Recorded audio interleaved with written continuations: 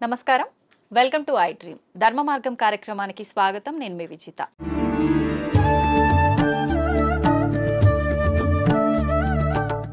సాధారణంగా మనిషి యొక్క ఆయుష్ అనేది 100 ఏళ్ళు 100 సంవత్సరాలు అని చెప్పి మనందరం కూడా వాడుక భాషలో మాట్లాడుకుంటూ ఉంటాము. కానీ కొద్ది మంది మాత్రమే 100 ఏళ్లకు పైబడిన వాళ్ళని మనం చూస్తూ ఉంటాము. 100 ఏళ్ళు కూడా లేకుండా 60లు, ఇప్పుడు ప్రస్తుతం మాత్రం 40లోనే వాళ్ళ జీవనాన్ని కొనసాగించలేకపోవటం అయితే ప్రస్తుత పరిస్థితుల్లో మనం చూస్తున్నాము. అసలు ఈ 100 ఏళ్ల ఆయుర్దాయం ఉండాలి అనంటే ఒకప్పటి కాలంలో వాళ్ళు ఎలాంటి ఆరోగ్యానికి సంబంధించిన జాగ్రత్తలు తీసుకునే వాళ్ళో మనకైతే చాలా వరకు అవగాహన లేదు. కానీ ప్రస్తుతం నాతో పాటు ఉన్నారు స్వామీజీ. వారు 109 సంవత్సరాలు వారి జీవనాన్ని కొనసాగిస్తూ ఉన్నారు. చాలా ఆరోగ్యంగా కూడా ఉన్నారు. అసలు ఇది ఎలా సాధ్యపడింది అంటే వారు చేసే ధ్యాన సాధన వల్లే సాధ్యపడిందని అయితే చెప్పొచ్చు. ఇప్పుడు స్వామివారితో మాట్లాడి ఆ డీటెయిల్స్ అన్ని కూడా మనం క్లియర్గా తెలుసుకునే ప్రయత్నం అయితే చేద్దాం. నమస్కారం స్వామీజీ. హరి ఓం. స్వామీజీ 109 సంవత్సరాలు అంటే మామూలు విషయం కాదు. నేనైతే ఫస్ట్ టైం చూస్తున్నా. నిజంగా మీకు ధన్యవాదాలు స్వామీజీ. ఇప్పుడు ప్రస్తుతం ఉన్న సమాజంలో రకరకాల ఆరోగ్య సమస్యలు, ఎంత ఆరోగ్యంగా ఉన్న వాళ్ళైనా 40-60కి మించి వాళ్ళ జీవనం కొనసాగించే వాళ్ళ సంఖ్య చాలా తక్కువగా ఉంటుంది. అసలు ఎలా సాధ్యపడుతుంది స్వామీజీ? ధ్యానం చేయడం వల్ల ఆయుర్దాయం అనేది పెరిగే అవకాశం ఉంటుందా? గం గణపతియే నమః, ఐం సరస్వతియే నమః, శ్రీ గురుభ్యో నమః. మా గురుగారైనటువంటి మహంత్ హిమాలయ గిరిజీ మహారాజ్ వారి పాదపద్మంలోని మనసులో స్మరించుకొని వీక్షిస్తున్న టీవీ ప్రేక్షకులకు శుభము మంగళము జరగాలని కోరుకుంటూ, మనిషి ఆయురార్థం మనిషి చేతిలోనే ఉంది. బ్రహ్మ ఏదో రాశాడు అంటారు, ఎక్స్పైరీ డేటు, డిస్పాచ్ డేటు అని. అది ఒక విధంగా కరెక్ట్ అయినప్పటికీ దాన్ని మార్చుకోగలిగిన శక్తి కూడా ఆ పరమాత్ముడే యోగము అనే దాని మీద మనకి ఇచ్చాడు.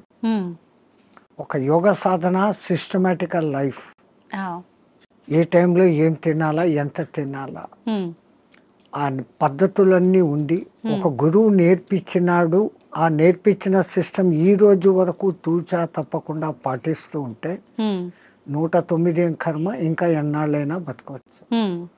మీకు అందరికి బాగా తెలిసి ఉంటుంది, ఒక 2 ఏళ్ల కింద పద్మశ్రీ అవార్డులు ఇచ్చినప్పుడు శివానంద అనే ఒక యోగా మాస్టర్ సరస్వతి ఘాట్ దగ్గర ఉంటాడు కాశీలో. ఈ రోజుకు యోగా నడుపుతున్నాడు ఆయన. ఆ యోగా చేస్తాడు. He's 124 years on the day which he's taking award. తీసుకున్నప్పుడు ఆయనకు 123, ఇప్పుడు 125. మీ లోపల ఇక్కడ లౌకికంలో తిరుగుతున్న వాళ్ళలో ఆయన మీకు కనపడతాడు. మహామహా యోగులు కొంతమంది వాళ్ళ వయసు ఇంత అని వాళ్ళకు తెలీదు, వాళ్ళ డిసిపుల్స్ కూడా తెలియదు.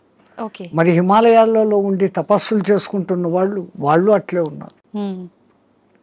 సో ఈ ఏజ్ను, ఈ కట్టెను, ఉపాధిని కాపాడుకునే రహస్యాలు గురువు ద్వారా వస్తాయి. ఆ గురువు చెప్పింది తూచా తప్పక చేసినప్పుడే అది స్టాండర్డ్గా ఉంటాయి. కానీ గురువు చెప్పాడు నేను చేయలేదు అంటే ఏం లేదు. మనకు ప్రాక్టికల్గా కావాల్సినంత ఉంది. వేదాలు, ఉపనిషత్తులు, పురాణాలు ఇన్ని ఉన్నాయి. కానీ ప్రాక్టికల్, థియరాటికల్ 112 ఉంది. ప్రాక్టికల్ ఎవరు చేస్తాడో వాడు ఇట్లే ఉంటాడు.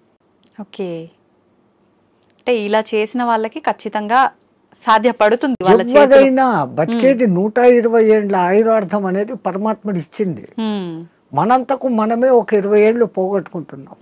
ఎట్లా అంటే పెద్దవాళ్ళ దగ్గరికి పోయి మనం నమస్తే పెడితే ఆయన శతమానం భవతి అంటాడు. 120 ఏళ్ళు భవతి అనడం లేదు.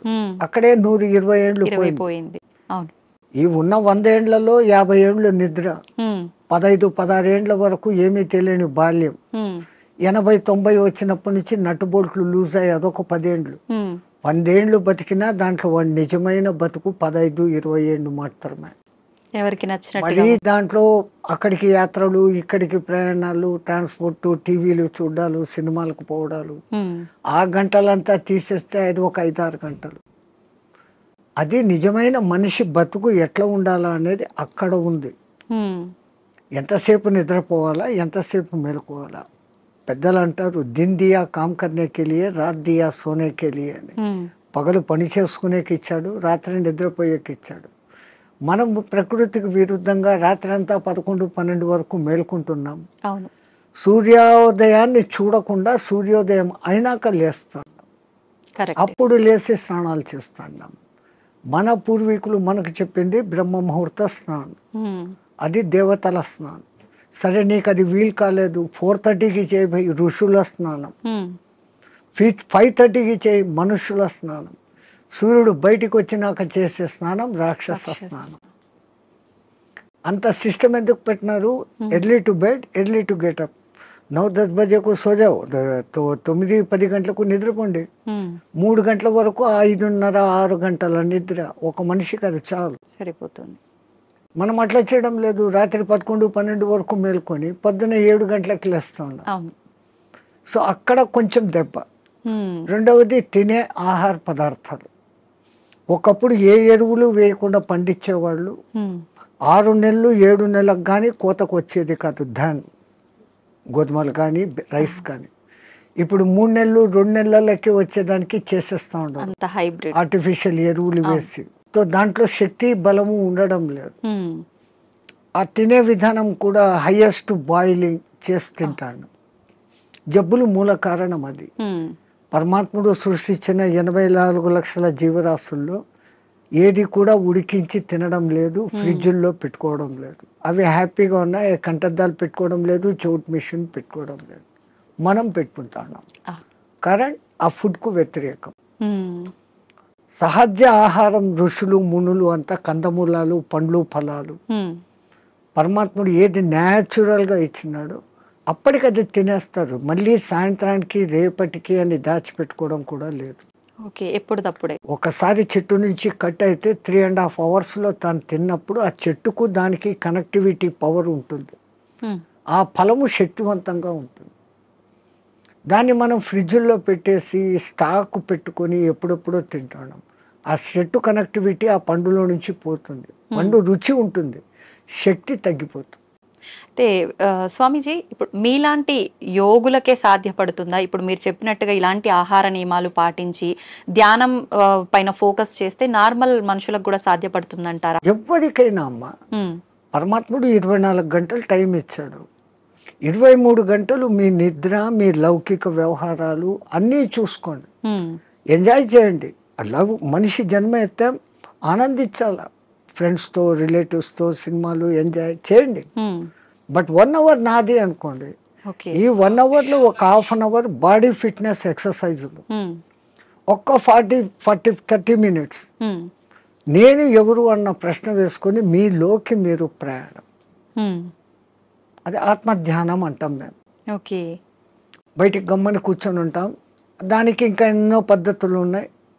ఒక విగ్రహాన్ని ఊహించుకుంటూ ఆ విగ్రహ మంత్రమే చదువుతూ భ్రమర కీటక న్యాయం అయిపోవడం ఒక విధానం. ఏది లేది నిరాకారాన్ని చూడాలా అనుకున్నప్పుడు ఆ నిరాకారాన్ని జ్యోతిగా భావించి చూడడం ఒక విధానం. ఆ జ్యోతి నాలోనే వెలుగుతుంది అనుకొని ఆ జ్యోతి దర్శనం కోసం తప్పిస్తూ తపన చేయటం ఒకటి. ఓకే, ఇట్లా విధానాలు వేరే వేరేగా ఉన్నాయి. మన ఋషులు మనకు 100 మార్గాలు చూపించారు. ఎవరికి ఏది అడాప్టబుల్లో, ఎవరికి ఏది సూటబుల్లో, ఎవరికి ఏది సులభంగా చేసుకోగల శక్తి ఉందో వాడు అది చేసుకుంటాడు. మనకు ఆ చాయిస్ ఇచ్చాడు పరమాత్మ. బట్ మనం యూటిలైజ్ చేసుకుంటలేదు. ఓకే. అయితే స్వామీజీ, ఇప్పుడు మీరు ఆధ్యాత్మిక మార్గం వైపు వెళ్ళటానికి, యోగిలా మారటానికి కారణం ఏంటి? మీ కుటుంబ నేపథ్యం ఏంటి? మాకు కుటుంబం అంటూనే లేదు. పరమాత్ముడి దయ, నా అదృష్టం, నా పూర్వజన్మ సుకృతం. నేను 2 ఏళ్ల పిల్లవాడిగా ఉన్నప్పుడు హరిద్వార్లో ఉన్న ఒక మేళాలో మిస్ అయినాను. మీరు జాతర ఉత్సవం అంటారు, అట్లా అక్కడ మేము మేళా అంటాం. ఆ మేళాలో మిస్ అయినాను. ఏ ప్రాంతం నుంచి వచ్చానో, నా కులం మతం ఏమి నాకు తెలియదు. బై మిస్టేక్ తప్పిపోయినానో, మా తల్లిదండ్రులకు బరువై నన్ను వదిలిపెట్టారో, ఏ కారణమైనా నాకేదో పూర్వజన్మ పుణ్యం ఉండబట్టి మా గురువుగారు అనే మహంత్ హిమాలయగిరి మహారాజ్ వారు తన స్థానం రుద్రప్రయాగ నుంచి ఆ మేళాకు వచ్చి ఉండి నన్ను చూసి చేరదీశారు. ఆయనే విద్యాబుద్ధులు చెప్పించారు. ఆ తర్వాత ఆయన దగ్గరనే 7.5 ఏళ్ళు శిష్యరికం చేసిన తర్వాత, డిగ్రీ అయిపోయిన తర్వాత ఆ మహానుభావుడు ఆ 7.5 సంవత్సరాలలో ఈ కుండలిని విద్య, యోగము, పురాణాలు, ఇతిహాసాలు, వేదము, ఓకే. ఈ సాధనాలు చెప్పి ధర్మ ప్రచారం నీ కర్తవ్యం. దేశం ఎట్లుందో తెలుసుకోవాలంటే ముందు పాదయాత్రతో దేశమంతా తిరిగిరా, చార్ధామ్ దర్శన్ అన్నారు. బడా చార్ధామ్ అని ఒకటి, చిన్న చార్ధామ్ అని రెండు ఉన్నాయి. ఓకే. బద్రీ, కేదార్, గంగోత్రి అనేది చార్ధామ్ చోట. బడాది బద్రీ నుంచి పూరి జగన్నాథ్, రామేశ్వరం, ద్వారకా. ద్వారకా నుంచి స్వస్థానం అంటే ఒక్క కాశ్మీర్ విడిచిపెట్టి మిగతా మన దేశం అంతా ఒక చక్కర కొడతాం. ఈ పవిత్ర భారతదేశంలో ఎన్ని సాంప్రదాయాలు ఉన్నాయి, ఎంతమంది ఆహారపు అలవాట్లు ఉన్నాయి, ఎన్ని వాతావరణ పద్ధతులు ఉన్నాయి. ఈ ఉపాధికి అవన్నీ అకష్టం కావాలా. నాకు ఇదే కావాలా అన్నవాడు సన్యాసి కాదు. ఓకే. నాకు అన్న మాట వచ్చిందంటే నేను నీ దగ్గర అన్ని వదిలిపెట్టినానన్న మాటకు విరుద్ధం. సర్వం న్యాసం, నీ దగ్గర నేను పెట్టేశాను, నీవు నేను తప్ప ఏమీ లేదు అనేది సన్యాసం. మరి అటువంటిప్పుడు మళ్ళీ నాకు ఇది కావాలా, నాకు చపాతీలే కావాలా, నాకు ఏసీ రూమే కావాలా, ఇవన్నీ విరుద్ధం. సో ఈ విరుద్ధతకు ముందు ఈ శరీరాన్ని తయారు చేసేదానికి గురువులు ఆ సాధనలు నేర్పిస్తారు. పంచాగ్ని విద్య అని, జల ఉపన్యాసం అని, ఇట్లాంటి కొన్ని ఉంటాయి. అవి నేర్పటం మూలంగా చలి, ఎండావానలకు ఈ శరీరం తట్టుకునే స్థితికి వస్తుంది. అలాగే ఆహారం విషయంలో 11-12 రోజులు తినకుండా కూడా అదే శక్తిగా ఉండే సాధన కొన్ని మంత్రాల మూలంగా ఇన్నర్ శక్తిని పెంచుకునే. మన చుట్టూ ఉన్న శక్తినే మనం దాన్ని పట్టుకోగలగడం. ఆ సాధనలు వాళ్ళు నేర్పిస్తున్నారు, దాన్ని చేసుకుంటూ పోతున్నాం. అట్లా అని తిండి లేకుండా ఉండాలా అని దాన్ని ప్రయోగించకూడదు. అత్యవసర పరిస్థితుల్లో శక్తులు ఉన్నాయని అది దుర్మార్గానికో స్వ అవసరానికో వాడుకోకూడదు. అత్యవసర పరిస్థితి ఇంకోని రక్షణకు, అప్పుడు దాన్ని వాడుకోవచ్చు. మనకు ఆహారం దొరకనప్పుడు అది చేయొచ్చు. అదొక ప్రదర్శనగా చేసినప్పుడు ఆ విద్య వాడి నుంచి పోతుంది. అంటే అది మీకు మీరుగానే చేసుకోవచ్చా స్వామీజీ? వేరే వాళ్ళ పైన కూడా మీరు అలా ఎవరికైనా చేయొచ్చు. ఇప్పుడు చాంద్రాయణ వ్రతము అని ఉంటుంది, అది అందరికీ తెలిసిందే. మొదట ఒక పౌర్ణమి రోజు మగలంతా ఉపవాసం ఉండనిచ్చి చంద్రోదయం అయిన తర్వాత బాగా 15 పిడికిళ్ళ రొట్టె ముక్కలు, దానికి అవసరమైన 2 రకాల సబ్జీ, దాల్, పెరుగు, నెయ్యి, బెల్లము అన్నీ పెడతారు. అసలు సామాన్యంగా ఒక మానవుడు అంత తినలేడు, అంత పెడతారు. ఆ తర్వాత చంద్రకళలు ఎట్లెట్లా తగ్గుతాయో ఒక్కొక్క ముఠి తగ్గిపోతా పిడికెడు తగ్గిపోతా వస్తుంది. అమావాస్యకు ముందు దినం ఒకే పిడికెడు ఉంటుంది, అమావాస్య పొద్దు ఏమీ ఉండదు. ఫస్ట్ 15 days అన్టాలరేటబుల్, మనిషికి అలవాటు కాదు. మళ్ళీ ఒక్కొక్క పిడికెడు పెంచుకుంటూ పౌర్ణమికి మళ్ళీ 16 ముద్దల భోజనం, మళ్ళీ రెడ్యూస్, మళ్ళీ డెవలప్, మళ్ళీ రెడ్యూస్, ఇట్లా చేస్తారు. మొదట్లో మాకు కూడా చాలా బాధ అనిపించి మా గురువుగారితో అడిగాం, ఇట్లా కొంచెం కొంచెం చంపే బదులు ఒకటేసారి చంపేయచ్చు కదా పబ్లిక్. ఆయన అన్నాడు, రే ఈ పాపీ పేట్, ఈ పొట్ట ఇట్లా జానడు ఇట్లా జానడు. ప్రపంచంలో ఎంత పెద్ద గుంతనైనా రోజు 3 పిడికెళ్ళు మన్ను వేస్తే 10 ఏళ్లకో 20 ఏళ్లకో నిండిపోతుంది. ఈ పొట్టకు 4 సార్లు 5 సార్లు వేసినా నిండదు. నువ్వు దీన్ని జయించుకున్నావంటే జితం జిహ్వా జితం సర్వం, నాలుకను నువ్వు జయిస్తే రుచులను తప్పించి ఎంత నీకు అవసరమో అంత నువ్వు తిన్నప్పుడు ఆ పొట్ట మీద నీకు కాబు వస్తుంది. అప్పుడు నువ్వు ప్రపంచంలో ఎవరికి లొంగాల్సిన పనులు. ఈ ఆకలే కదా మనిషిని లొంగదీస్తుంది, అపరాధాలు చేయిస్తుంది, అబద్ధాలు ఆడిస్తుంది. అంటే వాడి కోసం, ఆ పొట్ట కోసం, వాడి మీద ఆధారపడిన పొట్టల కోసం. దీని మీదనే కాపు పొందితే ఏంటే అవసరం లేదు. మేము ఎక్కడో పాదచారులుగా తిరిగేటప్పుడు మాకెప్పుడో పిలిచి భిక్ష పెట్టడు. మళ్ళీ సన్యాసంలో ఇదొక రోజు, ఎవరైనా పిలిచి భోజనం పెడితే తినాలా తప్ప మాకై మేము ఇట్లా అనకూడదు. అడిగితే అది రుణం, వాళ్ళై వాళ్ళు ఇస్తే అది దక్షిణ. ఈ అర్థాలు ఉన్నాయి. రుణపడినాము అంటే ఆ రుణం తీర్చుకునేకి మళ్ళీ ఇంకో జన్మ ఎత్తాల్సిందే.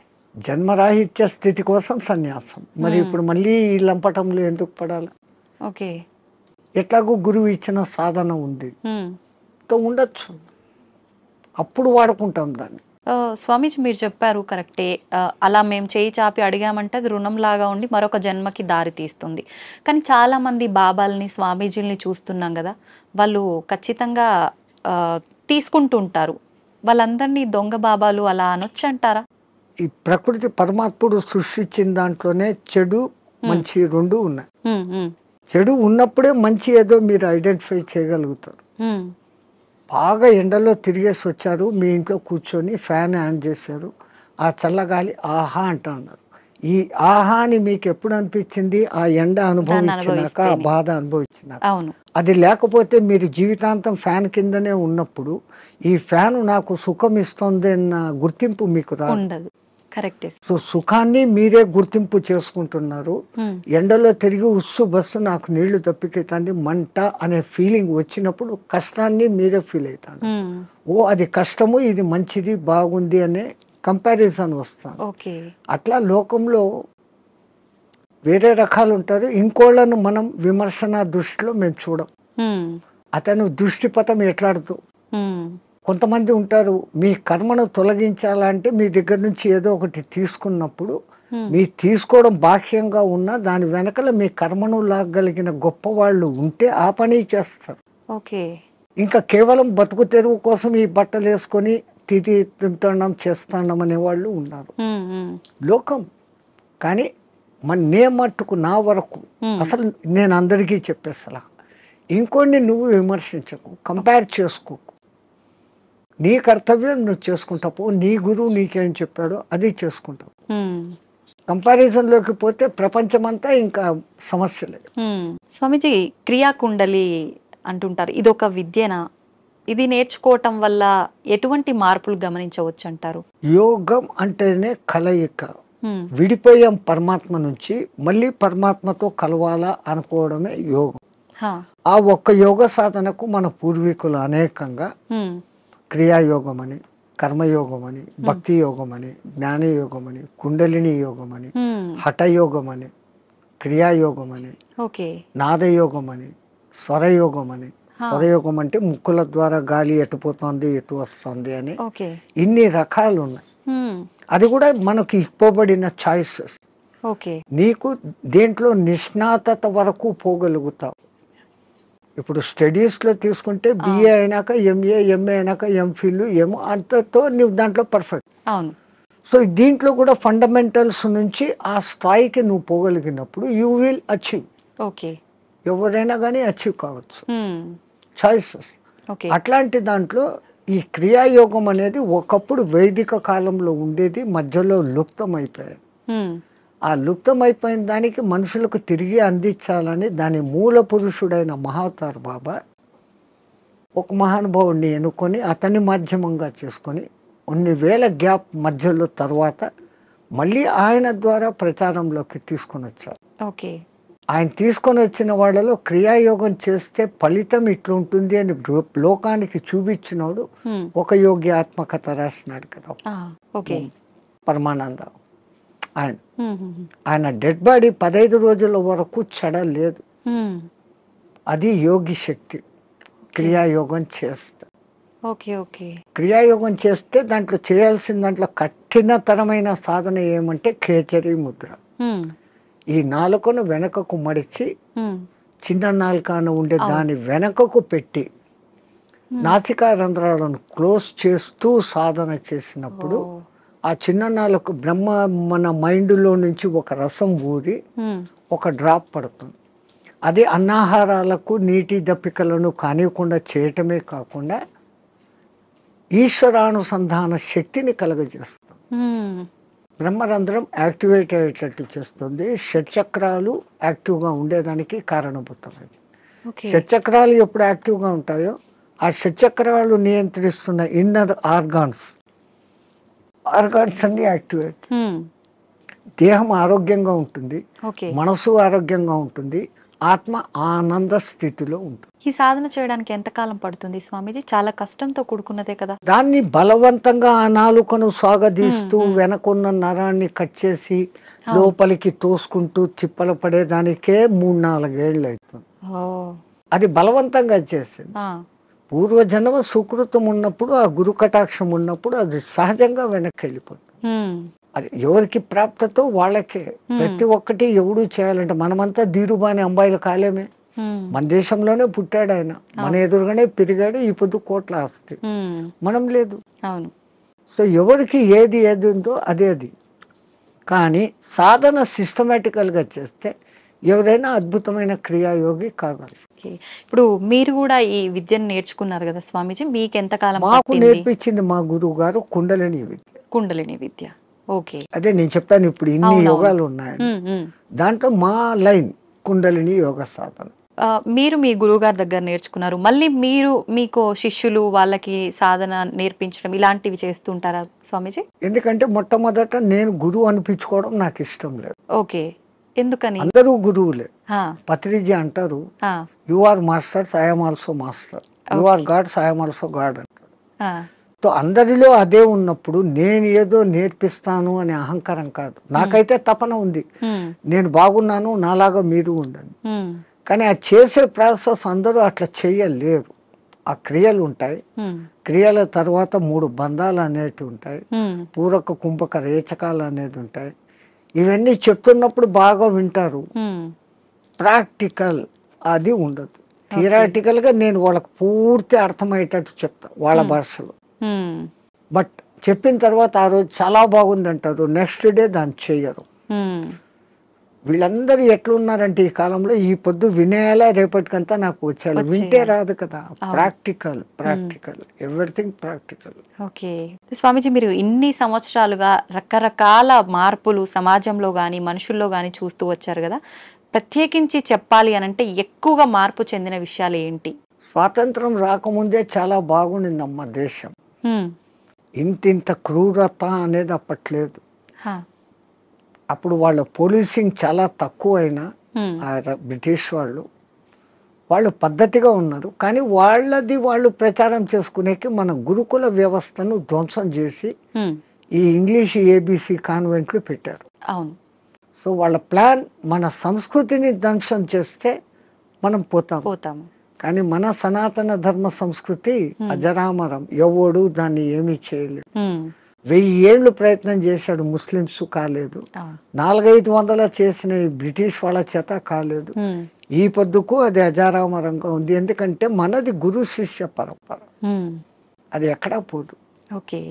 ఇప్పటికి కేరళలోను కాశ్మీర్లోను ఉన్న బ్రాహ్మిన్స్, నంబుద్దిడి బ్రాహ్మణ్స్ అని ఉంటారు.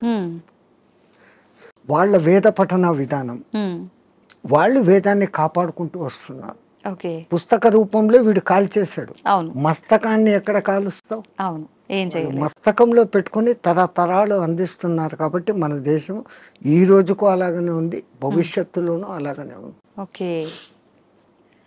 ఒకప్పటి రోజుల్లో చూస్తే ఆడవాళ్ళకి చాలా ప్రత్యేకత, గౌరవం ఉండేది. ప్రస్తుత సమాజంలో అది అసలు కనుమరుగైపోయిందనే చెప్పాలి. మనుశాస్త్రంలో నా స్త్రీ స్వాతంత్రం అర్హసి అన్నాడు అని దాన్ని ఏదో తప్పుగా లోకం చెప్తా ఉంది. ఆయన ఆ మాట అన్న తర్వాత దాని వెనకాల ఎంత ఎక్స్ప్లెనేషన్ ఇచ్చాడో అది చదవరు. ఒక అమ్మాయిని తండ్రి, అన్నదమ్ములు అపురూపంగా రక్షకులుగా ఉండాలి. పెద్దదై పెళ్లి చేసిన తర్వాత భర్త రక్షకుడుగా ఉండాలి. తనకు వయసు పెద్దదైనప్పుడు సంతానము తల్లిని అపురూపంగా చూసుకోవాలి అని ఆయన చెప్తూ, ఇంతమంది ప్రొటెక్షన్ లో ఉండే ఆమెకు వేరేగా స్వాతంత్రం అవసరం లేదు అన్న మాట అంటే, దాన్ని మనం మిస్అండర్స్టాండ్ చేసుకొని ఆ స్త్రీలకు స్వాతంత్రం లేకుండా చేశారు, మీ సంస్కృతి వెస్ట్, మేము చూడు ఎంత ఫ్రీనెస్గా ఉన్నాము అని. ఫ్రీనెస్గా ఉండి 3 రోజులకు ఒకసారి విడాకులు తీసుకుంటున్నారు. మన సనాతన ధర్మంలో విడాకులు అన్న వ్యవస్థ లేదు. ఒక్కసారి పెళ్లి చేసుకుంటే జీవితాంతం వాళ్ళిద్దరూ కలిసిమెలిసి ఉండాలా అన్నంత వ్యవస్థ పెట్టారు. స్వామీజీ, మీరు అన్నది కరెక్టే, కానీ ప్రస్తుత సమాజంలో చూసుకుంటే విడాకుల సంఖ్య చాలా పెరిగిందనే చెప్పాలి. ఎందుకంటే ఈ డామినేషన్ పెరిగిపోయింది. నేను నీలాగా చదువుకున్నాను, నన్ను తక్కువ ఎక్కువ చూస్తున్నావు అన్న డిఫరెన్స్లు వస్తాను. ఒక చిన్న కాంప్రమైజ్, ఆయన అట్లా అన్నాడు నేను ఇట్లా అన్నాను అంటే అది విడిపోతుంది. ఎవరో ఒకడు తగ్గడము ఎక్కడము చేసుకుంటూ పోయినప్పుడు ఆ బంధం మొదట్లో కొంచెం కొట్లాటలు జరిగినా జీవితాంతం సాగుతుంది. ఈ మధ్య ఏమైపోయింది, చిన్న చిన్న విషయాలకు కూడా ఆ ఫారినర్స్ లాగానే ఈ రోజు పెళ్లి 3 నెలలకే డైవర్స్, అవును. అభిప్రాయ భేదాలు. లవర్స్ పెళ్లి చేసుకున్న వాళ్ళు కూడా విడిపోతారు.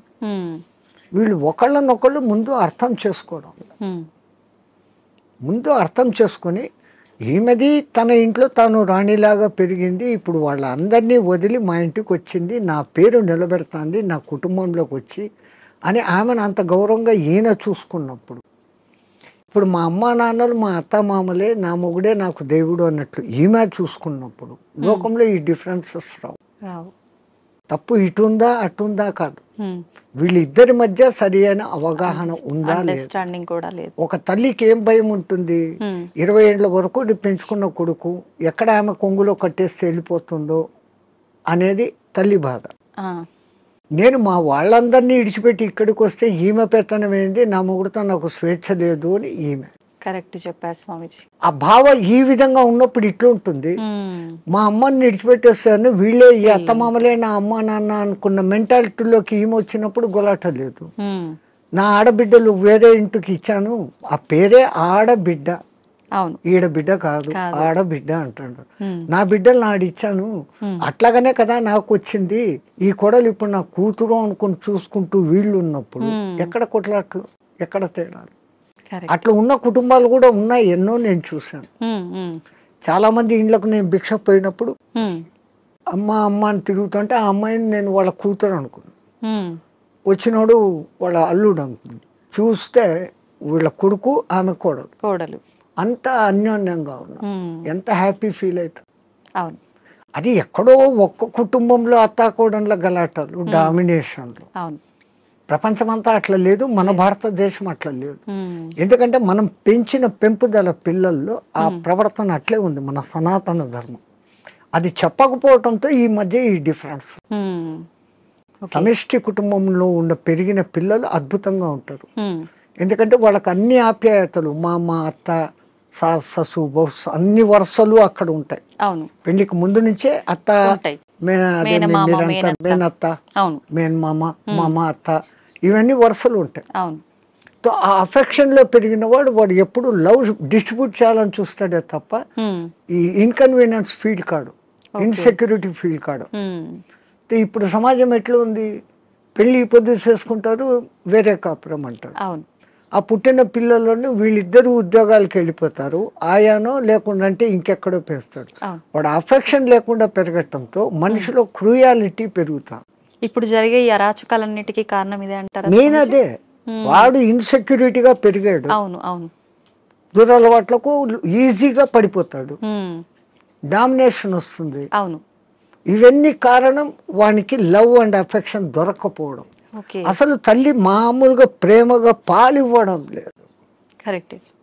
6 నెలలు 1 సంవత్సరం ఆ తల్లి వెచ్చదనం అనుభవిస్తూ ఆ పాలు ఆ ముఖాన్ని చూస్తూ చేసిన వాడిలో ఉండే అఫెక్షన్, ఆ తల్లి నాన్న కన్నా అంట మాట్లాడిస్తూ ఉండే ఆ అఫెక్షన్ వాడి భవిష్యత్తులో ఇంకొన్ని హింసించాలా తిట్టాలనే భావన రాదు. అన్నింటికీ మూల కారణం ముందు తల్లి. ఆ బిడ్డను తల్లి అట్లా పెంచితే అన్నీ అట్లే ఉంటాయి. ఒక జిజియాబాయి శివాజీని తయారు చేసింది ఎంత అద్భుతంగా, ఒక రామకృష్ణ పరమహంస, ఎవరికైనా వీళ్ళ వెనకాల ఒక తల్లి ఉంది. ఆ తల్లి డైవర్షన్ ఇంత అద్భుతంగా. స్వామిజీ, ఇందాక మీరు అన్నారు బ్రాహ్మీ ముహూర్తంలో ఎవరు పాటించట్లేరు పాటించాల్సినవి అని చెప్పి. నిజంగా మన సనాతన ధర్మమే చాలా గొప్పది, అందులో బ్రాహ్మీ ముహూర్తం గురించి చాలా గొప్పగా చెప్పారు మీలాంటి పెద్దవాళ్ళు కూడా. ఎందుకు అంత గొప్పతనం బ్రాహ్మీ ముహూర్తానికి? ఫస్ట్ లేచినాక మలమూత్ర విసర్జన చేసేయాలి 3:30-4 o'clock. ఓకే, 15-20 minutes ఆ పని. వీళ్ళాక శుభ్రంగా స్నానం చేయాలి.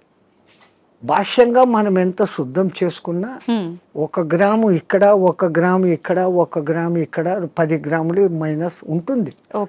బట్ బాహ్య శుద్ధి, నేను స్నానం చేసినప్పుడు అంతర్శుద్ధి కూడా ఆటోమేటిక్ గా కలుగుతుంది.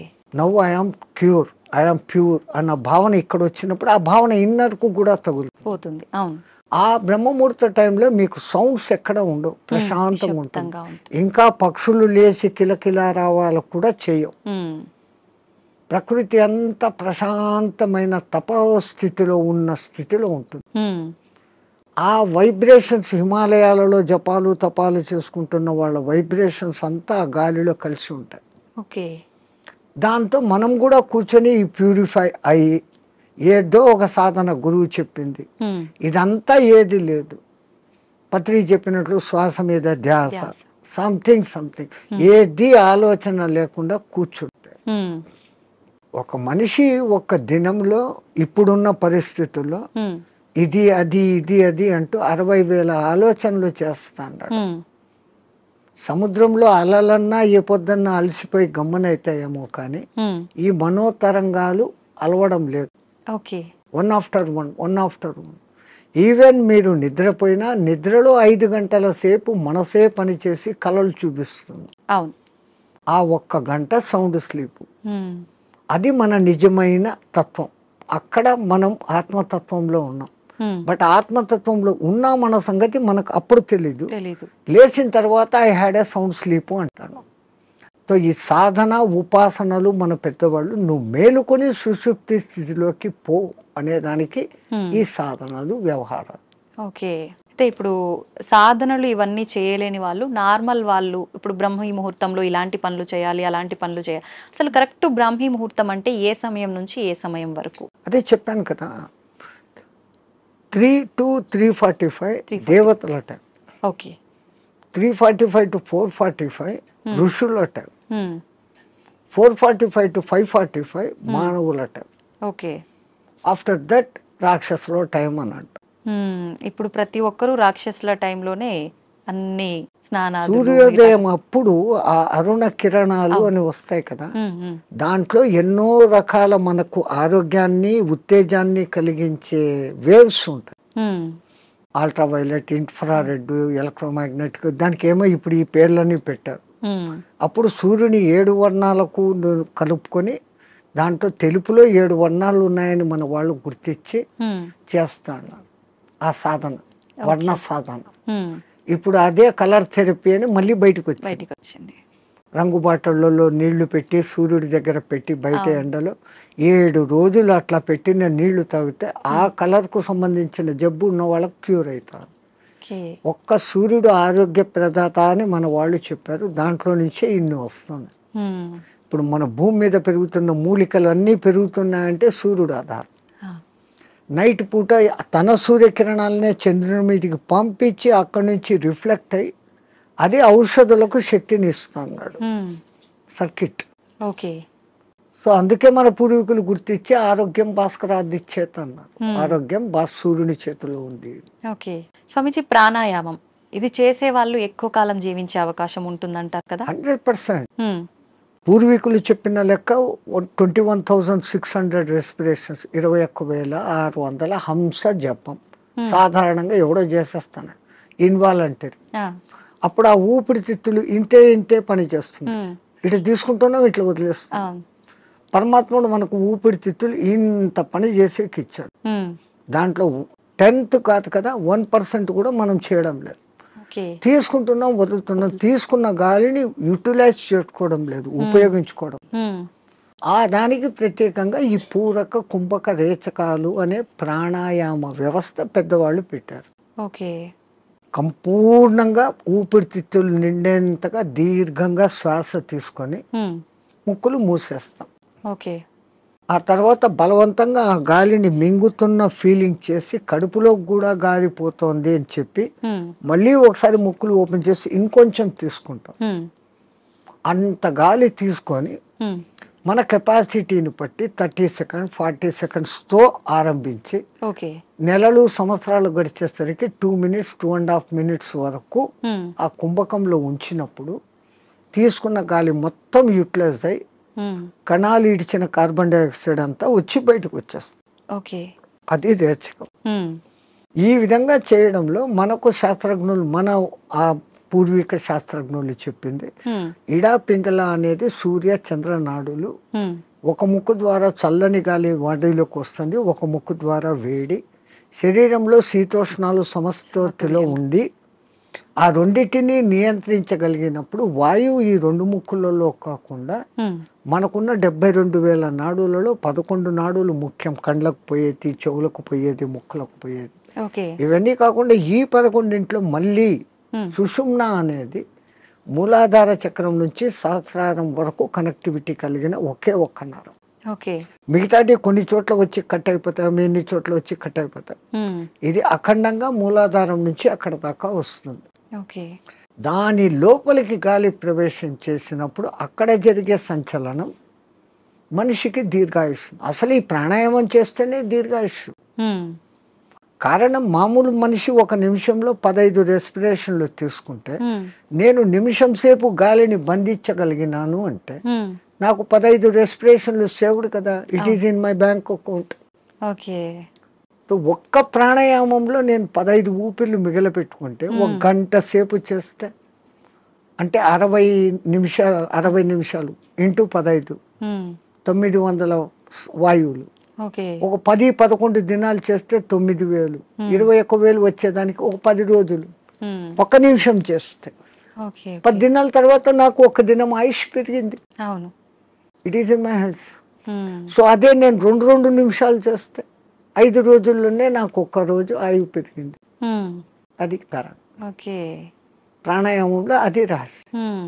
ఇంకా ఈ ప్రాణాయాన్ని ఇంకా బాగా డెవలప్ చేసుకొని ఇడా పింగళలో కాకుండా సుషుమ్నలోకి ప్రవేశం చేస్తూ ఎక్కిస్తూ ఆడిస్తూ ఉన్నప్పుడు ఏదో ఒక దినం మన అదృష్టము, ఆ గురు కటాక్షము, దైవానుగ్రహము ఉండి ఆ గాలి కుండలిని ప్రేరేపిస్తుంది. ఓకే. ఒక్కసారి కుండలిని ప్రేరణ చేసినాక ఈ ఆత్మతత్వం ఏం, సృష్టి రహస్యం ఏం, పరమాత్మ ఏం, నేను ఏం అన్న సంగతి వాడికే తెలిసిపోతుంది.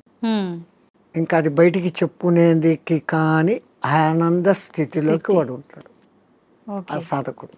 ఇది మామూలు వాళ్ళకి సాధ్యపడుతుందా స్వామీజీ? ఎవరికైనా, పశుపక్షాదులకు కూడా దేవుడు ఆ కుండలిని శక్తి ఇచ్చాడు. ఇప్పుడు మా ఫిజికల్ బాడీ తయారీలో మెదడు, చేతులు, కాళ్ళు, రెక్కలు, ఇంటర్నల్ ఆర్గాన్స్, గుండె, ఊపిరితిత్తులు అని మీకు ఫిజికల్గా ఎట్లా కనపడుతున్నాయో కనపడని అంగాలు, షట్చక్రాలు అనేటివి, నాడులు అనేటివి, అవి విశ్వశక్తి ప్రసారకాలు. నరాలలో రక్త ప్రసరణ, ఆక్సిడేషన్ ఇది జరుగుతుంది. అవును. మన వాళ్ళు ఈ 2 రకాలుగా చూశారు. అది వ్యవహారం. ఓకే. అక్కడ ఆ తేడాను గమనించి వాళ్ళు ఆ సాధనాలు చేశారు. మాకు కనపడదు, అది లేదు అనుకుని వాళ్ళ లోకం, ఈ లోకమే, ఈ జన్మే శాశ్వతం అనుకునేది వాళ్ళ సిద్ధాంతం. మనకు జన్మలు ఉన్నాయి అన్నది మన సిద్ధాంతం. ఇప్పుడు చాలా మంది ధ్యానం చేయాలనుకుంటారు, కానీ మనసుని నియంత్రించుకోలేకపోతుంటారు. ఏకాగ్రత లోపిస్తూ ఉంటుంది, రకరకాల ఆలోచనలు కదులుతూ ఉంటాయి. ఎలా నియంత్రించుకోగలుగుతారు స్వామీజీ? మనసుకు ఒక్క డ్యూటీ అప్పచెప్తే పాపం మనసు ఏం చేస్తుంది? గమ్మన ఉన్నప్పుడు 112 ఆలోచనలు చేస్తాను. ఇప్పుడు మీరు కుట్టు పని చేస్తారు, మిషన్ మీద కూర్చున్నారు, మీకు కుట్టు పని తెలుసు. ఇన్వాలంటరీగా మీరు ఆ బట్ట అక్కడ పెడతారు, ఎట్లా పొడి చేయాలో చేస్తారు, కాళ్ళు కదుపుతూ ఉంటారు, కుట్టు మిషన్ నడుస్తుంటుంది, కళ్ళతో చూస్తుంటారు, కుట్టు పోతుందా లేదా పోతుంది. ఇదంతా ఎట్లా వచ్చింది? ఒక ప్రాక్టీస్, ఒక దినంలో రాదు. సో అక్కడ మీరు మనసంతా ఎక్కడ పెట్టారు? కుట్టు లైన్ గా పోతుందా లేదా అనేదాన్ని. ఇంకోటి ముగ్గులు వేస్తారు బయట, మీరు 5 చుక్కలు ఇట్లా పెట్టాలా, 3 ఇట్లా పెట్టాలా ప్లాన్. ఈ ఒక్క లైన్ తో అన్నిటినీ ఇట్ట తిప్పి ఇక్కడికి తీసుకొని వస్తారు. మీ ఆంధ్రాలో రథం ముగ్గు అని వేస్తారు, అన్ని చుక్కలను ఒక్క లైన్ తో కలుపుతారు. సో అక్కడ వాళ్ళ కాన్సన్ట్రేషన్ అంతా ఎక్కడుంది? నేర్చుకున్నప్పటి నుంచి ఎట్టట్ట తిప్పారు, కళ్ళు అట్టట్ల పోతుంటాయి, చెయ్యి అట్టట్ట వెళ్ళిపోతూ ఉంటుంది. సో ఈ కాన్సన్ట్రేషన్ మీరు అక్కడ పెట్టారు. అట్లే మనం ఒక్క దాని మీద కాన్సన్ట్రేషన్ పెట్టినప్పుడు మనసు ఆ టైంలో మీకు రెండో ఆలోచన ఏముంది? ముగ్గు వేస్తున్నప్పుడు మా మామ అట్లా అన్నాడు, మా కొడుకు ఇక్కడ పోయినాడు, ఇవన్నీ ఆ టైంలో లేదు. టిఫిన్ చేయాలా, అది ఏ నథింగ్. సో అక్కడ ఐడియల్ అయిపోయింది. సో ఒక్క పర్టికులర్ డ్యూటీ మనసుకు అప్పచెప్పతే ఆ మనసు అదే చేస్తూ ఉంటుంది. అందుకే మన పూర్వీకులు ఒక తమాషా ఎగ్జాంపుల్ చెప్తారు. ఎవరో ఒక ఆయన తపస్సు చేశాడు, దేవుడు ప్రత్యక్షమైతే నా అన్ని పనులు చూసుకునేదానికి ఒక సెక్రటరీని నాకు అపాయింట్ చేయి. వాడు దేవుడే ప్రత్యక్షమైతే వాడు ఇట్లాంటి వరం అడిగాడు. అది కూడా నేను చెప్పంగానే చేసేయాలా అన్నాడు. డేంజర్ రా, నువ్వు ఎప్పుడు దానికి పనులు చెప్పలేవు, అది పనులు చెప్పకపోతే నీకే తినేస్తుంది అని. నో ప్రాబ్లం, నేను ఎప్పుడు పనులు చెప్తాను దానికి అన్నా. ఆ, ఆ దెయ్యం ప్రత్యక్షమైంది. నాకు ఒక 6 అంతస్తులు బిల్డింగ్ కట్టు అన్నాడు. 6 అంతస్తులు బిల్డింగ్ కట్టేదానికి 2-3 ఏళ్ళు అవుతుందని వీడు అనుకున్నాడు. ఆ, అది పట్టు అనింది, బిల్డింగ్ తయారైపోయింది. మహారాజ్ ఇంకేం పని అనింది. కుక్కర్ కావాలా, ఫ్రిడ్జ్ కావాలా, బెడ్ కావాలా, ఏసీ కావాలా, వీడు ఇట్లా అడుగుతున్నాడు. అక్కడక్కడ అన్నీ వచ్చేస్తాను. వచ్చేస్తా ఉన్నాయి. ఇంక ఏం అడిగేదానికి లేకుండా పోయింది. ఇంకా దానికి పని చెప్పకపోతే వీడి పని పడుతుంది. అంతే. అప్పుడు వాడు గురువు దగ్గరికి పోయినాడు. మహారాజ్, బుద్ధి లేక నేను ఇట్లాంటి వరం అడిగినాను, ఇది ఇట్లా చేస్తుంది అనుకోలేదు. What am I to do, క్యా కర్నా మై? అరే ఉస్ భూత్ కో ఇతర్ లేకే, ఆ దేయాన్ని ఎక్కడికి తే అన్నాడు. అది వచ్చింది. మా గురువు చెప్పిన పని చెయ్యను, దానికి కమాండ్ అన్నా. అవి ఇంకోటి మాట, వీడి మాట వినాలి కదా. అవును. వీడు చెప్పినాడు, మా గురువు చెప్పినట్టు చేయన్నాడు. ఓకే మహారాజ్, గురువు మహారాజ్ ఏం చేయమంటారు? అక్కడ ఒక తాటి చెట్టు ఉండేది, దాన్ని ఎక్కువ దిగు అన్నాడు. అది ఈ రోజుకు ఎక్కి దిగుతానే ఉంది. So technique. అవును. అట్లా ఇదే దృష్టి, మనం ధ్యాస, నేను చెట్టు ఎక్కుతున్నాను, ఈ చెట్టులోకి శ్వాస ఎక్కి దిగుతా ఉంది. దాన్ని అబ్జర్వ్ చేస్తూ ఉంటే మీ మనస్సుకు ఇప్పుడు ఇంకా అదే డ్యూటీ. అవును అవును. దానికి రెండో డ్యూటీ లేదు. ఆ దేయానికి రెండో డ్యూటీ, మనసుకు రెండో డ్యూటీ లేదు. ఈ ఎక్కి దిగడం గమనించడం, అదే ప్రాణాయామ ప్రక్రియలో కూడా. దాన్ని మంత్రంతో జోడించి చేస్తే ఇంకా శక్తివంతం. మన బాడీలోని కణకణము మంత్రబద్ధమైతూ ఒకానొక దినానికి ఈ మాంసపిండం మంత్రపిండం కాగలుగుతుంది. మంత్రంతో అనుసంధానం చేస్తారు. మంత్రాలు చదవలేని వాళ్ళు ఉంటారు. మాకు మంత్రాలు ఇష్టం లేదు, మేము మతం కాదు అనేవాళ్ళు. మంత్రం ఎవరికి వాళ్ళు చెప్పుకోవాలా స్వామిజీ, ఉపదేశం తీసుకోవాలా గురువుల దగ్గర నుంచి? అందుకే గురువు అవసరం, గురు బినా విద్యా నహి అని. కొన్నాళ్ళు ఆయన దగ్గర శిష్యరికం చేసినప్పుడు వీడు దేనికి సూటబుల్, నేను ఇచ్చే విద్యను వీడు సద్వినియోగం చేస్తాడా, దుర్వినియోగం చేస్తాడా. అందుకే పాతకాలంలో కొన్నాళ్ళు నా దగ్గర సేవ చేయి అంటారు. మన మెంటాలిటీ అర్థమైపోయింది.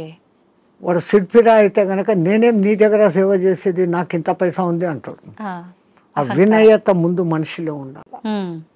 ఆయన దగ్గర ఈ పని చేస్తే నాకు మంచి జరుగుతుంది అనే విశ్వాసం ఉండాలి.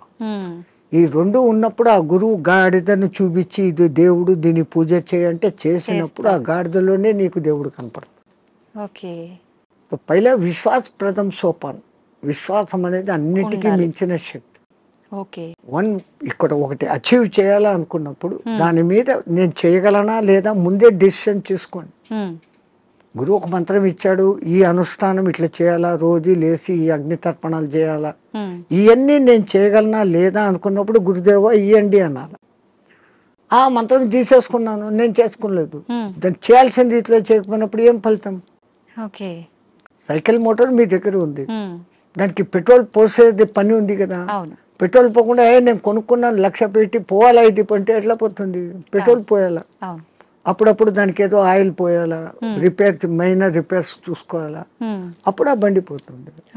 లైక్ ది సేమ్ ఒక సిస్టమ్ ప్రాసెస్ అని గురువు చెప్పినప్పుడు ఆ ప్రాసెస్ అంతా చేస్తున్నప్పుడు అది మిమ్మల్ని ఉద్ధరిస్తుంది. స్వామిజీ, హిమాలయాలు అనగానే మనకు అక్కడ ఇలా కొన్ని ఏళ్ల పాటు ధ్యానం చేసే వాళ్ళు ఉంటారని చెప్పి వింటుంటాం. నిజంగా అలాంటి వాళ్ళు ఇప్పటికీ ఉన్నారంటారా? 100%. ఎంతో మంది. ఆ హిమాలయాలు అనే దానికి ముందు మా అనే అక్షరం పెట్టుకొని చదవండి. మహిమ ఆలయాలు. మన దేశం మొత్తంలో చాలా కొద్ది ఆలయాలు ఉన్నాయి. ఆ లయాలు అంటే అందులో లయం. హిమ ఆలయం అంటే హిమములో లయం కావడం. హిమం అంటే ఏంటి? మంచు. నీటికున్న 3-4 లక్షణాలలో ద్రవస్థితి, ఘనస్థితి, ఆవిరి స్థితి, దాని తర్వాత ప్లాస్మా స్థితి. ఇది ఏది కానిది మంచు స్థితి. అది అట్లా నీళ్లు కాదు, ఇట్లా ఘనాకార ఐస్ కాదు. మంచును బాగా ప్రెస్ చేస్తే అప్పుడు మీకు ఐస్ అవుతుంది. ఇది మధ్యస్థ స్థితి. మంచు అంటాం, హిమము అంటాం. నిజంగా దానికి మహిమం, మహిమ కలిగిన పదార్థం. అది అక్కడంతా వ్యాపించి ఉంటుంది. ఆ మంచి చల్లని వాతావరణము, కొన్ని రకాల ఔషధి మొక్కల నుంచి వచ్చే గాలి, మన పూర్వీకులు తపస్సు చేసిన వాళ్ళ యొక్క వైబ్రేషన్స్, దేవతలు కూడా అక్కడ తపస్సు చేశారు, గొప్ప గొప్ప ఋషులు తపస్సు చేశారు, ఇప్పుడు చేస్తున్న వాళ్ళు ఉన్నారు. వాళ్ళ యొక్క వైబ్రేషన్స్ ఆ ఏరియాలో ఉంటాయి కాబట్టి మనం తొందరగా దానికి అకష్టమవుతాం. అందుకని అవి ఎప్పటికీ హిమ ఆలయాలు అందులో లయం అయ్యేదానికి చూపిస్తూ ఉండే మార్గాలు. స్వామీజీ, వాళ్ళు అలా కొన్ని ఏళ్ల పాటు ధ్యానంలో ఉన్నప్పుడు ఆకలి దప్పికలు నిద్ర ఏమీ ఉండవు, అలా ధ్యానంలోనే ఉండిపోతారంటారు కదా, అలా ఉండడానికి అంటే వీళ్ళు ఎన్ని ఏళ్ల పాటు వాళ్ళు సాధనమ్మా. ఏది ఇప్పుడు నేను చెప్పాను, ఏది సాధించాలన్నా సాధన. మీ తెలుగులో సింపుల్ పద్యం, సాధనతో పనులు సమకూరు ధరలోన విశ్వదాభిరామ వినర. సాధన దేనికి కూడా, ఏది చేస్తే కూడా సాధన. స్వామిజీ, మన సనాతన ధర్మంలో ఓంకారానికి చాలా ప్రత్యేకత ఉంది. అది ఓంకారం కాదు, ఔంకారం. మీరు మనం పలకడమే దాన్ని తప్పు పలుకుతున్నాం. మనం మాట్లాడుతున్న ప్రతి మాటల్లో ఎక్కడో ఒక చోట అకారము, ఉకారము, మకారము ఉంటాయి. ఓకే. అకార ఉకార మకార అర్ధమాత్ర ఇది ఓంకార. అర్ధమాత్ర మకారం అన్నాడు, ప్లస్ ఆ. ఓకే. అర్ధమాత్ర అంటే ఔం అని ఉచ్చరించినప్పుడు అకారము ఉకారము రెండూ పలకబడి మూకారం దీర్ఘమవుతుంది. ఓకే. అకారం అన్నప్పుడు మీ స్థూల శరీరం, ఉకారం అన్నప్పుడు సూక్ష్మ శరీరం, మూకారం అన్నప్పుడు కారణ శరీరం. ఓకే. ఇంకో విధంగా చెప్పాలంటే అకారం అన్నప్పుడు జాగృత్ అవస్థ, ఉకారం అన్నప్పుడు నిద్రావస్థ, మూకారం అన్నప్పుడు సుషుప్తి అవస్థ. సుషుప్తిలో మనం ఆత్మస్థితిలో ఉన్నాం. మేలుకొని ఆత్మస్థితిలో ఉండేదానికి పరమాత్ముడు మనకి ఇచ్చిన అత్యంత గొప్పది, విశ్వమంతా వ్యాపించి ఉన్న శబ్దం ఏదైతే ఉందో అది ఓంకారం. ఓంకారం కాదు, ఓంకారం. అయితే మనం ఇప్పుడు మీరు చెప్పినట్టుగా చూస్తే ఎవ్వరం కూడా కరెక్ట్గా దాన్ని పలకట్లేదనే చెప్పాలి, సాధన చేయట్లేదనే చెప్పాలి. మరి అక్కడే గురువులు చెప్పేది ఈ వివరమంతా చెప్పి, ఒరే నాయనా ఇట్లా ఉచ్చారణ చేయి అన్నప్పుడు విశ్వమంతా వ్యాపించున్న ఆ శబ్దంతో మన శబ్దము అనుసంధానం అవుతుంది. ఓకే. సైంటిస్ట్ ఇప్పుడు రికార్డు చేశారు, సూర్యుడిని చూస్తున్న శబ్దము ఔం ఔం అని ఉంది, గెలాక్సీ సౌండ్ ఔం అని ఉంది, భూమి తిరిగే వేగపు సౌండ్, గ్రహాలు తిరిగే వేగపు సౌండ్ వేరే వేరే విధంగా వినపడుతున్నాయి, కానీ అంతంగా ఔం ఔం అన్న శబ్దమే ఉంది. సో దాన్ని ఇట్లా అట్టాడు చేసినప్పుడు ఔం ముక్కుల ద్వారా వదులుతున్నాం, మనం చేసేది ఓ అంటున్నాం నోటి ద్వారా. ఓడ అవును అవును అనేది రావడం లే, అవును అనే దాని పక్కన శూన్యం పెట్టినప్పుడు ఔం. అకార ఉకార మకారాలు మూడు పలకపడతాయి. ఇక్కడేం జరుగుతుంది, ఓ అంటున్నాం, నోటి ద్వారా గాలిపోతాం. సో మనం పూర్ణ ఫలితం పొందలేదంటే చిన్న పొరపాటు అక్కడ ఉంది. అది ఎందుకు అంత రహస్యంగా పెట్టి గురువులు శిష్యులకే చెప్పినప్పుడు దాన్ని అర్థం చేసుకుని వాడు చేస్తున్నాడు. అందరికీ చెప్పాలా అంటే దానికి అర్హత ఉండాలి, ఆ ప్రాప్తత ఉండాలి. కానీ ఇప్పుడు అది కూడా మేము బహిరంగంగా అందరికీ చెప్తున్నారు. నాయనా మీరు చేసుకునే వాళ్ళు పూజలు చేసుకునేటప్పుడు ఇట్లా చేసుకోండి, సామూహికంగా అర్చేయండి. అది అలవాటు అయిపోయింది, రాదు. అందరూ ఔం అని ఎక్కడా పలకరు. మనం ఒక్కళ్ళం అక్కడ అందరూ ఓం నమ శివాయ అంటే మనం ఒక్కళ్ళం ఇక్కడ ఔం నమ శివాయ అన్నామంటే డిఫరెన్స్ అయిపోతుంది. మనమే తప్పు చేస్తున్నామేమో స్వరం మారిపోతుంది, వాళ్ళందరూ మన దిక్కు చూస్తుంటారు. సో మనము ఇంట్లో కూర్చొని ప్రత్యేక సాధనలు చేసేటప్పుడన్నా కనీసం ఎక్కడ ఏది ఉచ్చరించాల్సి వచ్చినా ఔం అని ఉచ్చరించండి, ఓం అని కాదు. ఇంకా సామూహికంలో తప్పడం లేదు. 10 మంది కూర్చొని శివ సహస్రనామము అష్టోత్తరము ఏదో ఒకటి చేస్తాం. ప్రతి దానికి ఓం నమ శివాయ, ఓం శంభవే నమో, భయోశ్వరాయ నమో, నిధనపతి నమ, నిధనపతాంతకాయ నమ, వీటన్నిటికి ముందు ఓం ఓం అంటారు. ఓం ఓం అంటాం. మాకు ఇదే అలవాటు అయిపోయింది, ఓం ఓం అని అంటాం. ఓం అనేది మా నోట్లో రాదు. నిజంగా అంటే మనం పలకాల్సిన మంత్రం ఏదైనా తప్పు పలుకుతున్నాము అంటే దానివల్ల మనకు ఫలితం కలగకపోగా దోషం కలిగే అవకాశం ఉంటుందా స్వామీజీ? దోషము అని అంటే సైంటిఫికల్గా మీకు నేను చెప్పాలంటే ఆ, ఇప్పుడు ఈ షట్చక్రాలు అనేది పెటల్స్తో ఉంటుంది. ఓకే. మూలాధారం 4 పెటల్స్ దళాలు, ఉమ్, ఉమ్, స్వాధిష్టానం 6, మణిపూరకం 10, ఓకే.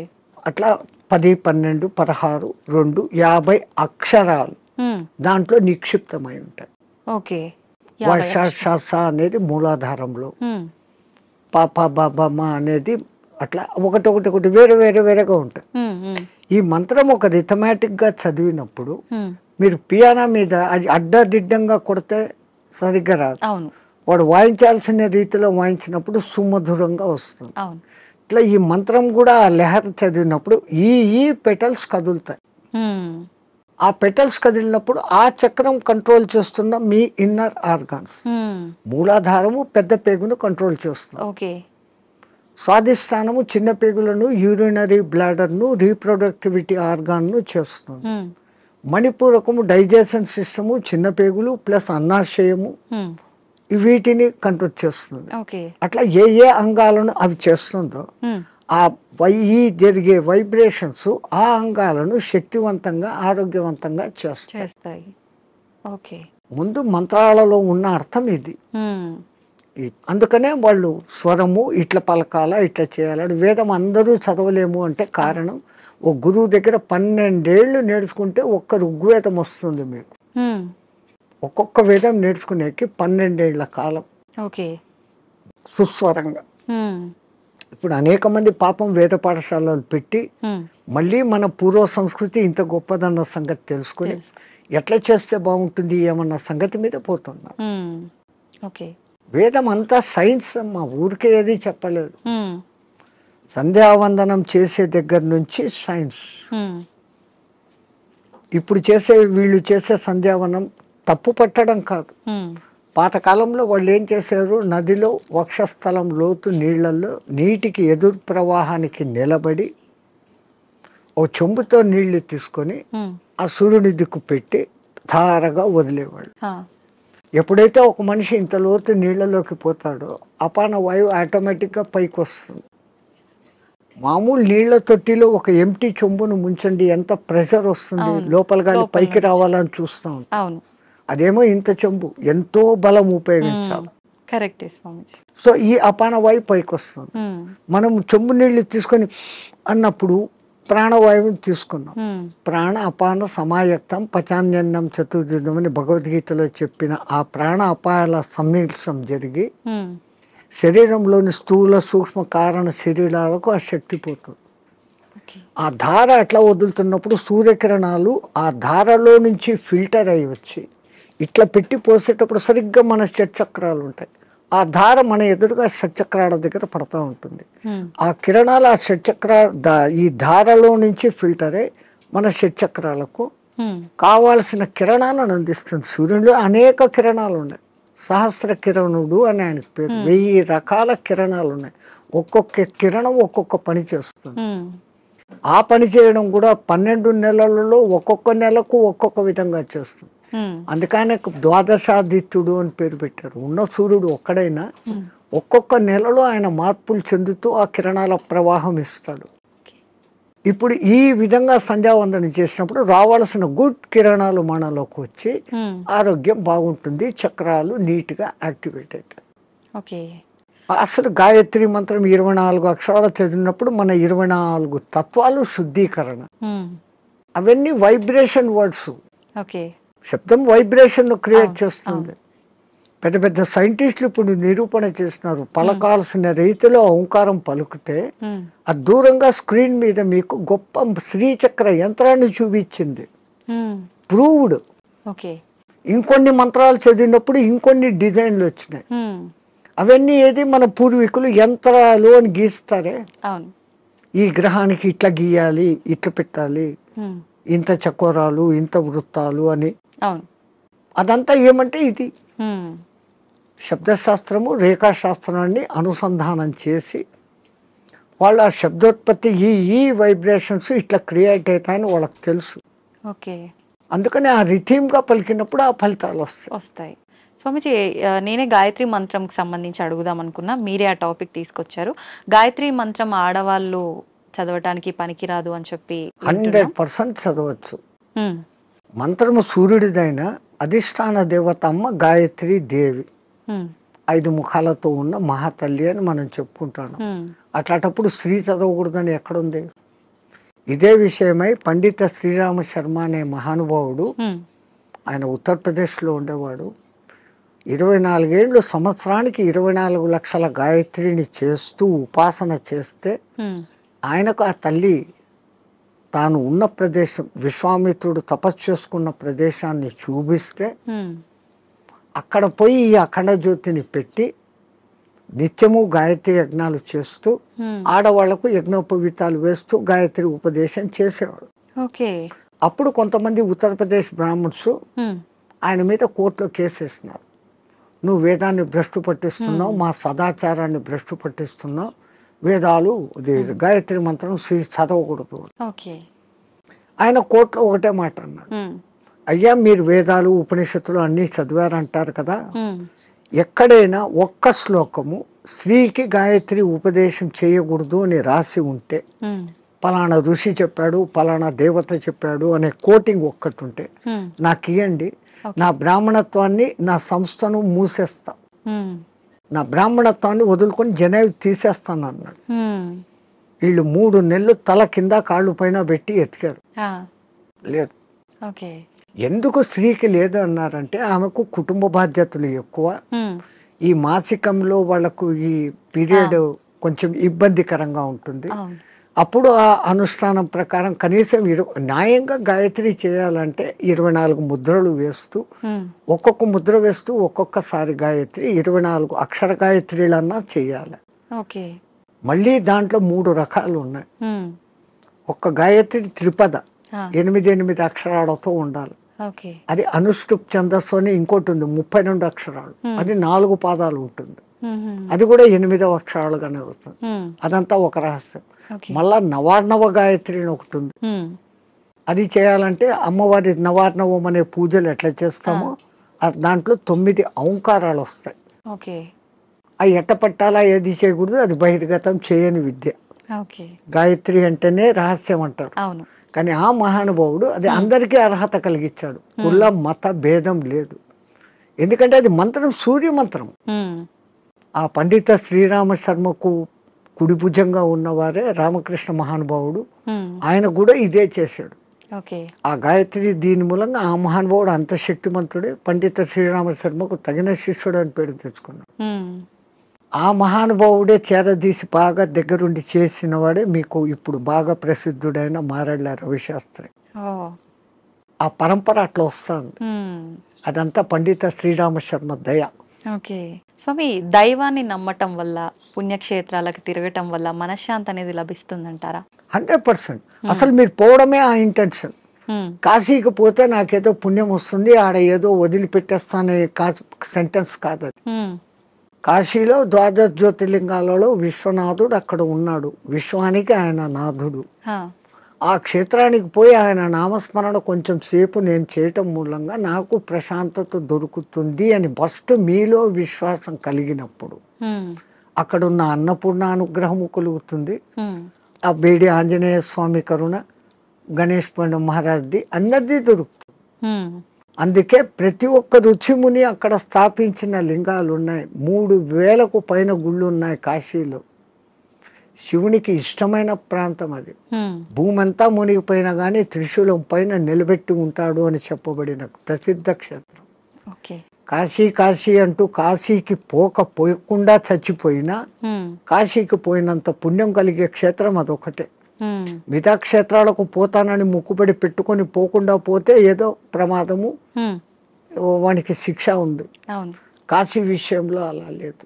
ఉమ్, అంతటి గొప్ప అక్కడికి వచ్చింది అంటే ఒకటి ప్రజల విశ్వాసము, అక్కడ తపస్సులు చేసిన వాళ్ళ యొక్క శక్తి ధార పోయడం అనేది ఆ ప్రాంతానికి ఆ ప్రసిద్ధత వస్తుంది. ఓకే. భూమి అంతా ఒకటే అయినప్పటికీ సులభమైన ఉదాహరణ, ఇప్పుడు ఎండాకాలం కాదు, మామూలు చిన్న ఎండ ఉన్నప్పుడు ఉమ్, ఒక భూతద్దం తీసుకొని వచ్చి పేపర్ మీద పెడితే అది కాలుతా ఉంది. ఆ భూతద్దం నుంచి కిరణాలు కాన్సన్ట్రేషన్. అట్లా విశ్వశక్తి కాన్సన్ట్రేషన్ ప్రదేశాలు కొన్ని అవి పుణ్యక్షేత్రాలు, తీర్థక్షేత్రాలు, ఓకే. తీర్థయాత్రలు. తీర్థం అంటే నీళ్లు. ఆ నీళ్లు ఎన్నో కొండల నుంచి ఆ ఖనిజాలను రాసుకొని దానిలో తెచ్చుకొని చెట్ల వేర్ల ద్వారా ఆయా మూలికల శక్తిని తీసుకొని అవి రావటంతో ఆ నీళ్లు తాగితే శుభం. ఆ నీళ్లలో స్నానం చేస్తే స్కిన్ డిసీజెస్ పోతాయి. ఓకే. సో అది నీళ్ళ శక్తి, తీర్థయాత్రలు, పుణ్యక్షేత్రాలు అని పెట్టారు. స్వామి, ఇందాక మీరు స్టార్టింగ్లో అన్నారు కదా, చాలా మంది అంటుంటారు కాశీకి వెళ్ళినప్పుడు మనం ఏదో ఒకటి నచ్చింది వదిలిపెట్టి రావాలి అని చెప్పి చాలా మంది నమ్ముతుంటారు. అసలు నిజంగా ఎవరికి నచ్చిన దాన్ని వాళ్ళు వదిలేసి రావాలా? అసలు వదిలేయాల్సిన ఏంటి? అవును, నేను ఇట్లే చెప్తే ఒక ఆయన నాతో అన్నాడు, అవును స్వామి మీరు చెప్పినట్లే ఖచ్చితంగా వదిలిపెడతాను. మా నానమ్మ మా ఇంట్లో ఉంది, ఆమెను తీసుకెళ్తా కాశీకి, ఆమెను వదిలేస్తాను అన్నాడు. అది కాదు, మనకు అత్యంత ఇష్టము ప్రేమ కలిగిన పదార్థము తినేది కావచ్చు, మనం 24 గంటలు దాన్ని చూసి ఆనందించే వస్తువు, కానీ దాన్ని అక్కడ వదిలేసి ఇంకా దాన్ని తలుచుకోకుండా ఉండగలమంటే మన మనస్సు మీద మనం నియంత్రణ సాధించడం. మైసూర్ పాకు మీరు అక్కడ వదిలి వచ్చారమ్మా, మీకు బాగా ఇష్టం. ఇక్కడికి వచ్చిన 10వ రోజు 12వ రోజు ఎవడో పార్టీ పెట్టాడు, ఆడ మైసూర్ పాకు చూడంగానే ఈ కళ్ళు మీకు ఆర్డర్ ఇస్తుంది, ముక్కు ఆ మైసూర్ పాకను పట్టేస్తుంది, నాలుక నీళ్లు ఉడతాయి. నేను కాశీలో వదిన నోర్మోయ్, నేను తినాను అంటే మీ మీద మీకు మెల్లగా కమాండ్ వచ్చింది, కనీసం ఆ భయంతోనన్నా. అట్లా కాశీలో వదలడం మూలంగా మీలో ఆత్మస్థైర్యత అనేది పెరుగుతుంది. అది బ్యాక్ రీజన్. కానీ ఏదో ఒక రీజన్, చాలా మంది రకరకాలుగా అనుకున్నా కూడా దాన్ని అయితే నమ్ముతూ వస్తున్నారు ఇప్పటికీ. వెనకల కారణం ఇది అని మీకు తెలుసుకోవడం లేదు. అవును, అక్కడ మీకు ఆత్మస్థిరత, ధైర్యము అనేది పెరుగుతుంది. Self confidence, I can able to do this without that. అది లేకుండా నేను ఉండలేను అన్న వాళ్ళు, అది లేకుండా ఎదురుగా కనపడుతూ కూడా అది లేకుండా ఉండగలిగిన స్థితి అంటే మీలో ఎంతటి స్టెబిలిటీ వచ్చినట్లు. అది ఆత్మస్థైర్యం. మన పూర్వీకులు ఏది చేసినా అంత ఆలోచనతో. నీలో ఆత్మశక్తి పెరగాలంటే నీకు అత్యంతగా ఇష్టమైంది అక్కడ వదలాలి. ఎందుకంటే ఆ కాలంలో కాశీయాత్ర జీవితంలో ఒక్కసారి. అవును, ఆ 1000 కిలోమీటర్లు నడిచిపోయి మళ్ళీ వెనక్కి వస్తాడు. కాటికి పోయినవాడు కాశీ, అదేమో సామెత ఉంది మీ దాంట్లో, కాశీకి పోయినవాడు కాటికి పోయినవాడు ఒకటి అని. అవును, మళ్ళీ తిరిగి రారు అని చెప్పి. ఆ కాలం అట్లుంది, అడవులలో పోవాలి, దారిలో జంతువులు, వాతావరణం మారిపోవచ్చు. అవును, ఇన్నిటినీ తట్టుకొని అక్కడికి పోయి మళ్ళీ రాగలిగినాడంటే వాడు దేవునిగా పూజించేవాడు. రెండవది, వాడు వచ్చేటప్పటికి అక్కడ కాశీలో నేను పలానా వదిలేసి వచ్చాను మూనుకున్నాను అన్నప్పుడు వాళ్ళలో ఇక్కడ ఆత్మశక్తి పెరిగి వాడు ఇక్కడ ఎవరికి ఏ మంచి మాట చెప్పినా అది జరిగిపోతుంది, వాక్ శుద్ధి వస్తుంది. So when you develop your confidence you can able to do anything. So to develop your confidence అక్కడ పోయినాక ఒకటి వదిలిన వాళ్ళు బెనిఫిట్ పొందుతారు. స్వామి, చాలా మంది అంటుంటారు, అంటే ఇప్పుడు ఇందాక మీరు చెప్పినట్టుగా వెళ్ళిన వాళ్ళు తిరిగి రారేమో అన్న ఒక ఉద్దేశంతోటో మరేంటో తెలియదు, కానీ చాలా మంది నమ్మకం ఏంటంటే పిల్లలు ఉండి వాళ్ళ పెళ్ళిళ్ళు అన్నీ అయిపోయిన వాళ్ళు మాత్రమే కాశీకి వెళ్ళాలి, దర్శించుకోవాలి, అవన్నీ అవ్వని వాళ్ళు కాశీలోకి పోయి సస్తే మోక్షం అనుకుంటే కాదు. నాకు తెలిసి ఒక మంచి కోటీశ్వర దంపతులు 3వ తరాన్ని కూడా చూసేశారు. ఆ 3వ తరం కూడా 18 yearsకి వచ్చింది మనబళ్ళు. ఇంకా ఇంత అనుభవించిన కాశీలో పోయి చచ్చిపోతాం, వయసు కూడా అయిపోయింది, 80 ఏళ్ళు వచ్చినాయి. 2 లవ్ మ్యారేజ్, ఇద్దరికి 80 ఏళ్ళు భార్యాభర్తకి. బట్ డబ్బు ఉంది, అక్కడ మంచి బిల్డింగ్ కొనుక్కున్నారు, 4 సర్వెంట్లను ఎత్తుకొని పోయినారు, వంట వండేకి పనులు చేసుకునేకి, రోజు పోయి స్వామి దర్శన్ వస్తూ ఉన్నారు. ఎప్పుడో ఒకసారి బంధువులు ఫోన్, బిడ్డలు వాళ్ళది, అంత ఆధ్యాత్మిక. మర్జాయంగే అంటున్నారు. 7 ఏళ్ళైంది, 8 ఏళ్ళైంది, 10 ఏళ్ళైంది. ఇక్కడ ఈ 18 ఏళ్ళ బిడ్డలు 28 ఏళ్ళ వయసుకు వచ్చినారు మనమళ్ళు. వాళ్ళకి మ్యారేజ్ ముగ్గురికి ఒకేసారి కుదిరింది, వేరే వేరే కమ్యూనిటీ హాల్. తాత పెళ్ళి మాది అంటే, అరే ఇక్కడ కాశీలో ఉండి 15 ఏళ్ళు అయిపోయింది, 95కి వచ్చినాం, అక్కడ గంగ నీళ్లు తాగి రోజు శివప్రసాదాలు తిని ఇంకా పుష్ట్ తయారైనారు. They can able to see, they can able to hear everything. బాగుంది. అరే ఇంకా ఉంటాం కదా, ఒకసారి పెళ్లి చూసుకొని వస్తామని ఫ్లైట్లో వచ్చినారు, ఓకే. వెళ్ళి చూసుకున్నారు, రాత్రి పడుకున్నారు. పడుకున్న వాళ్ళు పడుకున్నట్లే జై శ్రీరామ్ అయిపోయినారు. ఇద్దరు వాళ్ళకు కాశీలో మరణం లేదు. ప్రాప్తం లేదు. అరెరే. అందరికీ మరణము సాధ్యమా? అలా అని మరి కాశీలో ప్రాప్తం లేదని అక్కడే ఉంటే ఎప్పటికీ మరణం ఉండదనేది కూడా. ఆ మాటకు వస్తే తల్లి, ఇప్పుడు గంగలో మునిగితే నాకు పుణ్యం వచ్చేస్తుంది అనుకుంటే, గంగలోనే ఉండే చేపలు, కప్పలు, ముసళ్ళు అవి అక్కడే పుట్టాయి, అక్కడే పెరిగాయి. ఒక్కసారి గంగా స్నానం చేస్తే, సరే మీరు కాశీలో పొద్దున్న నుంచి సాయంత్రం వరకు 10 సార్లు గంగా స్నానం చేశాను అంటారు, కానీ మీరు చేసింది ఒకటే స్నానం. మీరు స్నానం చేయగానే ఆ నీళ్లు ఫ్లో పోయినాయి కదా. అవును. ఆ తల్లి నిరంతర ప్రవాహం, ఎప్పుడూ కొత్త నీళ్ళు అక్కడ ఉన్నాయి. స్నానం చేస్తే నాకు పవిత్రత వచ్చేసింది గంగలో చేస్తేనే కాదు. గంగలో స్నానం చేసే ముందు నా ఇంతకు ముందు నా గత జన్మ బుద్ధులు, గత జన్మ కాదు, నా గత జీవితం బుద్ధులు, లక్షణాలు మార్చుకుంటాను.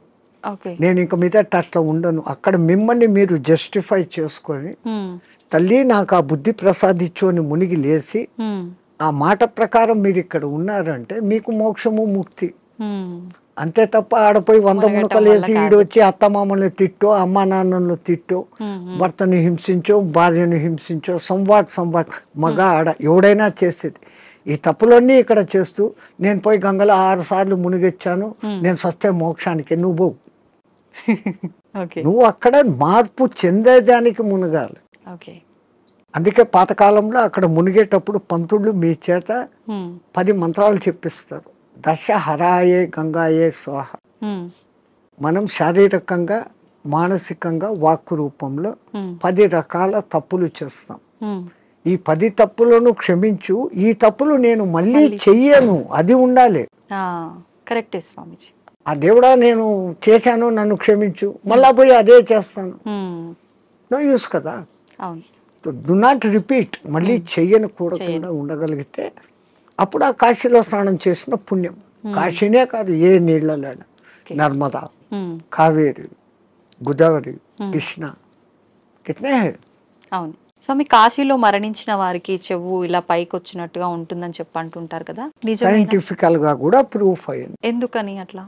అక్కడ ఉన్న ఆ వాతావరణము, ఎంత శవాలను అక్కడ కాలుస్తూ ఉన్నా, ఈ మధ్య కొంచెం అక్కడ మాంసాహార దుకాణాలు పెట్టినా, ఆ ప్రత్యేకమైన కాశీ ఏరియాలో ఒక వాయు వైబ్రేషన్స్ వేరే, ఆ నిరంతర భగవన్నామ ఉచ్చారణ వైబ్రేషన్స్ ఆ గాలిలో కలిసి, అక్కడ చనిపోయిన మనిషికి ఈ కుడి చెవు కింది భాగం దగ్గర ఒక నరువు ఉంటుంది. ఆ నరువు ఉబ్బుతుంది, బాడీ అంతా ఉబ్బుతుంది. ఫస్ట్ ఆ నరువు అక్కడ ఉబ్బుతుంది ప్రత్యేకంగా అక్కడ. మిగతా ప్రాంతాలలో అది జరగదు. పాపం సైంటిస్టులు ఎంతో ప్రయత్నం చేస్తూ ఉన్నారు, ఎందుకు అట్లా జరుగుతుంది అది ఇంకా రుజువు కాలే. బట్ 99% గుర్తించారు. ఏ ఊరు చచ్చినా కొంచెం రెడ్డిష్ కలర్ వస్తుంది, కారణం అక్కడ నరము జర ఊబుతుంది. అయితే చాలా మంది దానికి రీజన్ ఇది అయ్యి ఉంటుంది, శివుడు అక్కడ చనిపోయిన వాళ్ళకి చెవులో ఏదో చెప్తాడు అది చూసి మన పూర్వీకులు అక్కడ వచ్చి రామతారకం చెవులో చెప్తాడు, ఆయన గట్టిగా చెవులు ఆగబట్టి అది అక్కడ ఎర్రగైంది అంటాడు.